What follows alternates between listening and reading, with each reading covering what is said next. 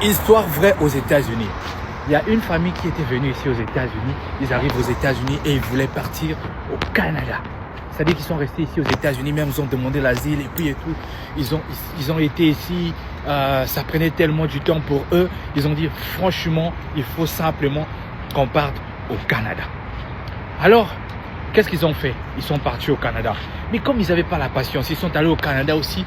Ils sont restés au Canada pendant quelques temps. Ça ne marchait pas au Canada. Ils ont dit, non, pas le Canada. Il faut qu'on rentre aux États-Unis. Alors, ils ont dit, puisque les frontières sont fermées, qu'est-ce qu'on va faire? On va prendre la brousse, on va rentrer finalement aux États-Unis, repartir sans que personne ne sache, comme si de rien n'était. Ils ont pris la route, tchakata, la forêt, bam. En rentrant comme ça, ils vont croiser des ours dans la forêt. C'était dans la forêt, peu importe, je m'en fous. Ils ont croisé des ours et l'ours a bouffé un des enfants.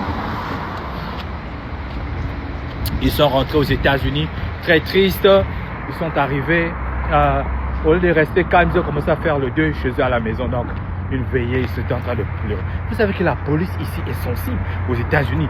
Qu'est-ce qui s'est passé? Qu'est-ce qui s'est réellement passé? Ils sont venus comme ça. Mais pourquoi les gens pleurent ici? Non, il y a quelqu'un qui était mort. Vous savez comment les gens parlent. Oh, l'enfant a été bouffé par l'ours. Ah, l'enfant bouffé par l'ours. Ça, ce sont des genres de choses qui devraient passer par les informations. Pourquoi on n'est pas au courant? Ils ont commencé à faire les identifications et finalement, ils ont découvert qu'ils étaient partis au Canada. Ils sont revenus aux États-Unis. C'est en chemin que l'enfant a été bouffé par l'ours. Oh! D'abord, qu'est-ce qu'ils vont faire? On leur récupère le reste des enfants et les deux, papa et maman, fiou, chez eux, là où ils venaient. Ça fait rire. Pourquoi? Parce que dans la vie, morale de l'histoire, dans la vie, il faut avoir de la patience. Tu ne peux pas être comme tous ceux que tu vois right now. Ceux que tu vois aujourd'hui conduire des grosses voitures, des gros véhicules, vous n'avez pas les mêmes destinées. Et en plus, il y a facteur temps. Ils ont certainement mis plus du temps ici que toi. Tu viens d'arriver aux États-Unis, 1 année, 2 ans. Sois calme. Chacun a son temps, chacun a son époque. Seulement, conduis ta vie bien pour que tu sois bien. Pas aujourd'hui, mais l'autre fois. Et parfois, celui que tu vois avec la voiture aujourd'hui, demain, il n'aura pas cette voiture. Celui que tu vois avec la grosse voiture. Celui que tu vois avec des grosses maisons ou quoi que ce soit. Peut-être que ça ne sera pas le cas dans 5 ans. Peut-être que ça ne sera pas le cas dans 7 ans. Ne compare pas ta vie avec quelqu'un. Marche selon toi-même. Accomplis tes choses selon toi-même.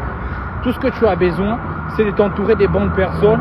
Tout ce que tu as besoin, c'est d'être fort, de prendre des bonnes décisions pour ta vie. Ne pars pas au Canada, sinon les ours vont bouffer l'enfant et la maîtrise. Oh my God. Ici, c'est comme ça.